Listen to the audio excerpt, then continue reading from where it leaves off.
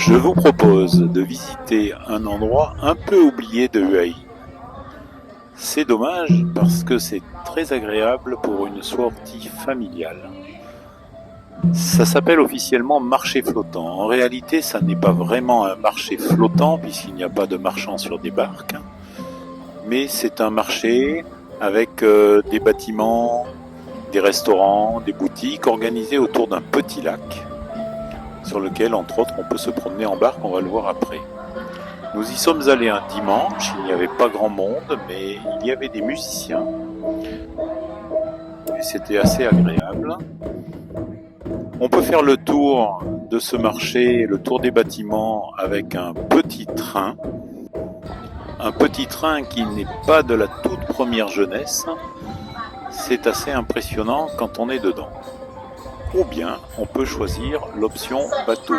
Ce jour-là, je n'ai vu que les musiciens se promener en bateau, mais on peut se promener sur ces grandes barques ou sur des petites barques rondes.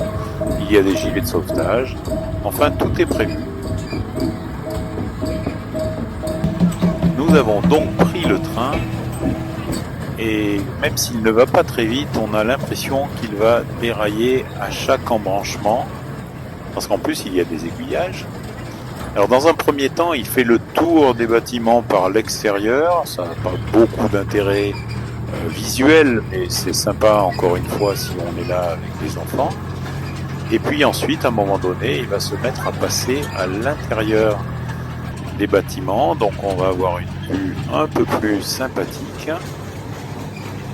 Et il s'arrêtera au milieu des bâtiments. Vous voyez qu'en dehors, comme beaucoup d'endroits en Thaïlande, c'est pas toujours très très beau. L'extérieur des bâtiments, comme vous le voyez, c'est pas très intéressant. Mais dans quelques secondes, nous allons cliquer à l'intérieur des bâtiments. Et là, ça sera beaucoup plus sympa. Voilà. Parce qu'on va se retrouver au bord du petit lac, avec un paysage agréable. Il y a des restaurants, il y a des boutiques. On peut bien sûr choisir de rester dans le petit train pour l'ensemble du tour, mais si on descend au milieu, ensuite on va marcher le reste du temps, refaire le tour du lac en s'arrêtant dans les boutiques, manger un morceau. Là, nous nous sommes arrêtés pour manger un kwetiao qui était pas trop mauvais.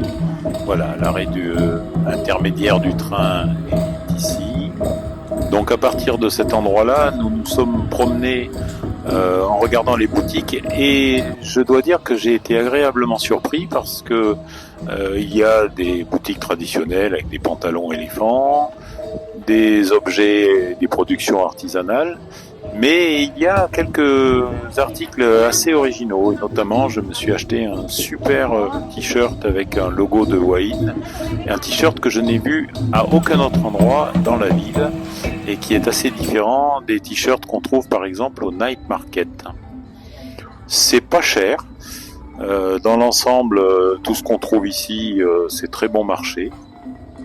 Alors là, on voit des statues, c'est très thaïlandais, ça, complètement ridicule, mais c'est rigolo.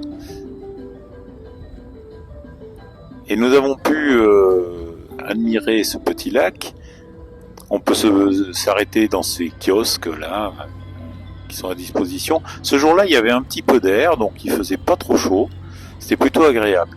Il y a une exposition d'affiches de films thaïlandais assez anciennes. Bref, un bel endroit pour passer une journée.